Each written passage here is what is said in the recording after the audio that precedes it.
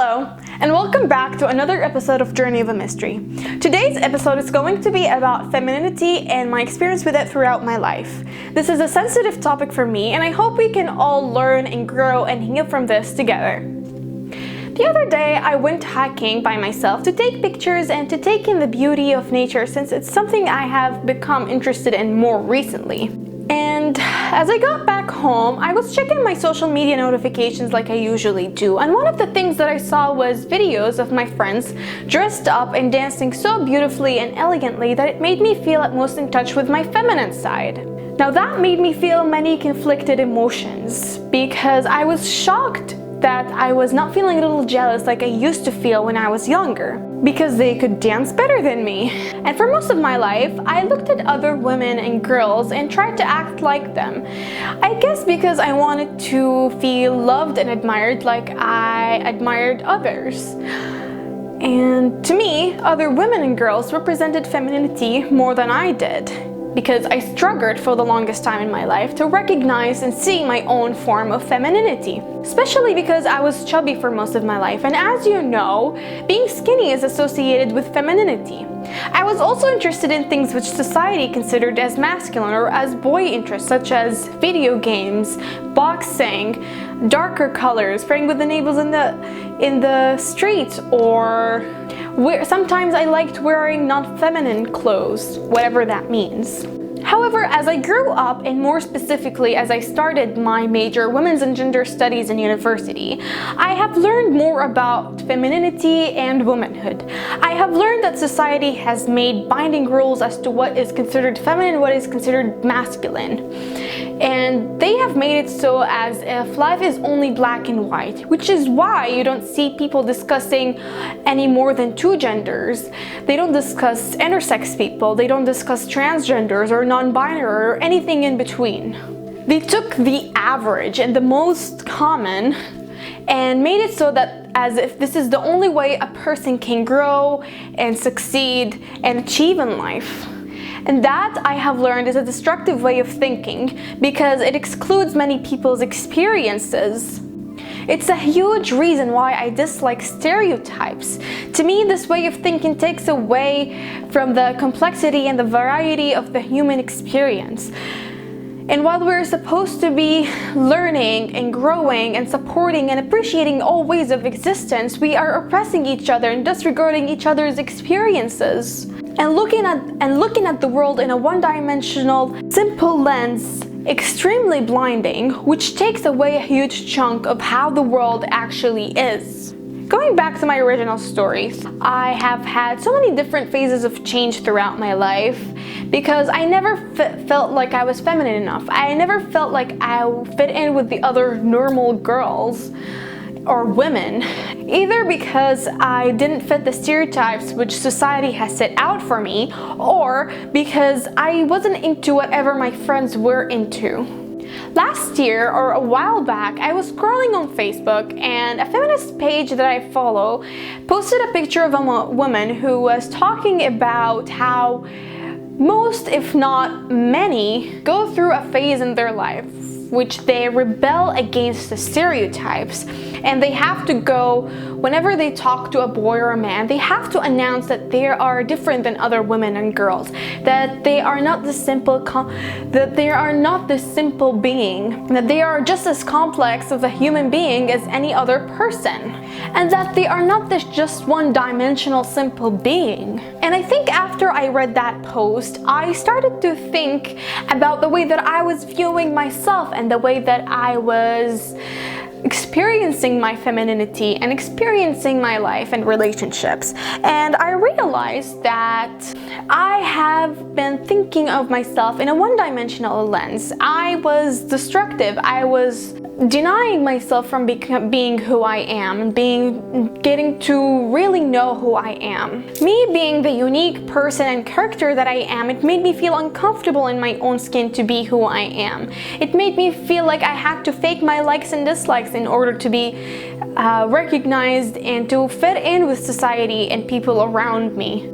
I was denying myself from being my own person, from being me and understanding and myself and experiencing me in all my true forms.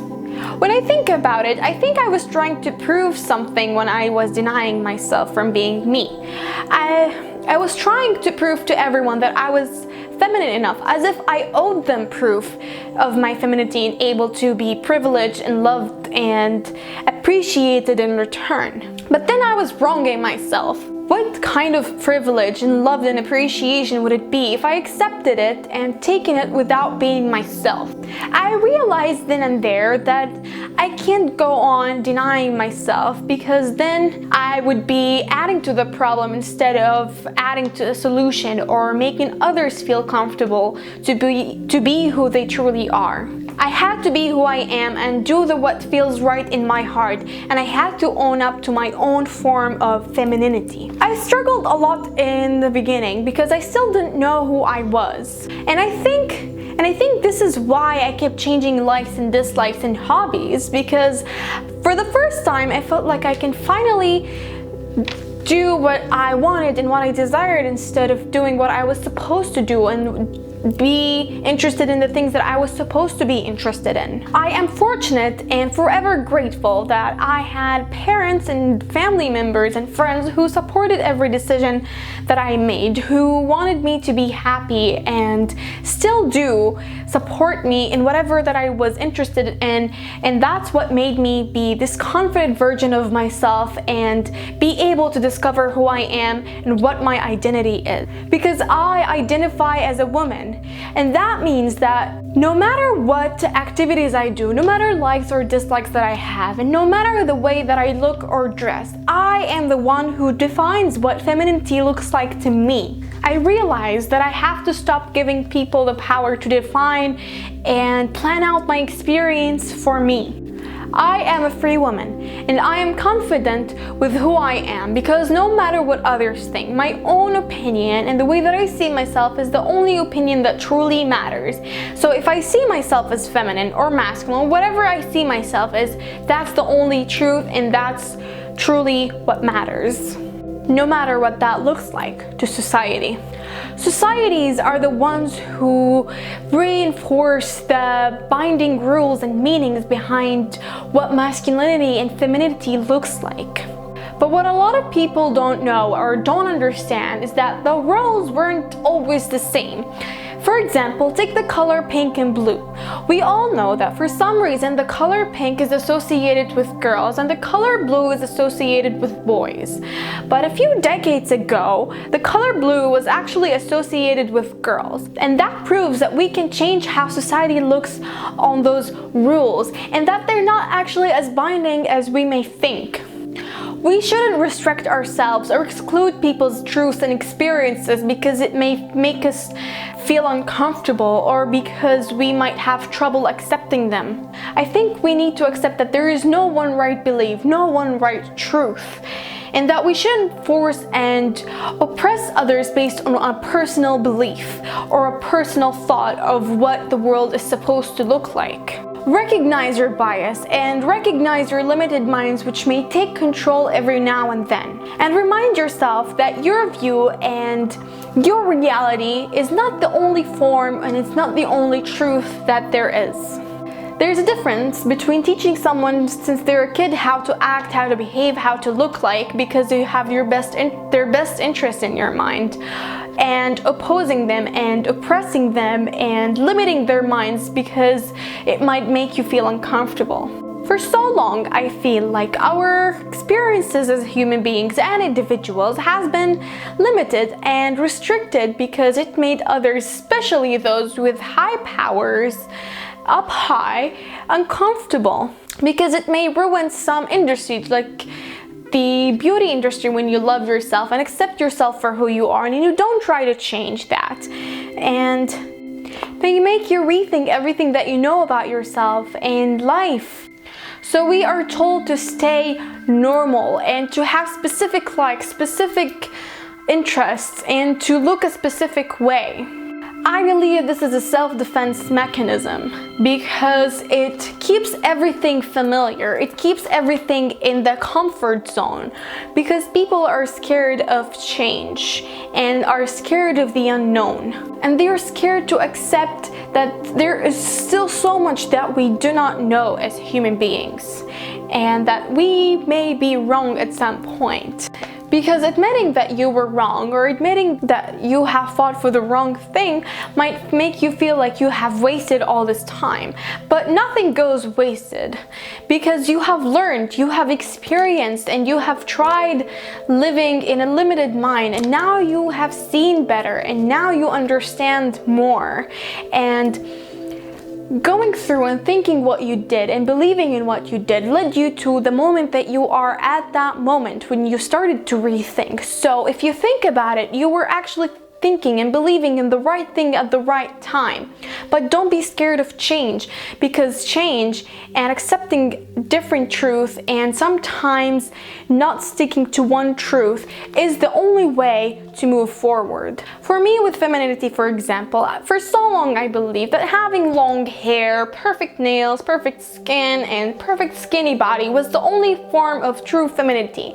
And that is wrong in so many levels, because one, it is a very shallow, sexist, and limiting way of thinking. And two, because it only focuses on the physical body, and we are more than our physical selves. We are spirits. But I don't blame me or I don't blame anyone for the way that they think, because we have been told over and over again by the media and by society and by families and or sometimes friends that this is a specific way that we are supposed to look or behave, or that's what we're supposed to like. But recognizing that and trying to move forward and learning from that and accepting that it's okay for you to be different, it's okay for you to be unique, and it's okay for you to be who you truly are. That's how you get to acceptance, and that's how you come to your true calling, and that's how you find comfort in your own form of femininity and masculinity. I'm glad to say that this is not the case with me anymore, because I decided that I'm going to be the one to define what femininity and masculinity is. And I decided that each aspect is not limited to a specific gender or to a specific person or specific someone. I decided that it's okay to be someone with mixed interests, someone with a balanced femininity and masculinity, and to excel and be comfortable with who I am, no matter which side I show more. I own up to who I am, and I will no longer try to fit in with others and try to please others to making sure that they are comfortable with who I am. Because for so long I have given so much of myself, and now is the time to choose myself. Be comfortable in your own skin, and be comfortable in who you are, and own up to your own form of femininity or masculinity. I am a woman. I am feminine, and I am who I am. I am proud of everything that makes me who I am, and so should you. And with that, I leave you until next time, my lovely humans. Please don't forget to hit the like button, subscribe, and comment down below what you think of today's episode and what ways do you define femininity and masculinity. With love, Journey of a Mystery.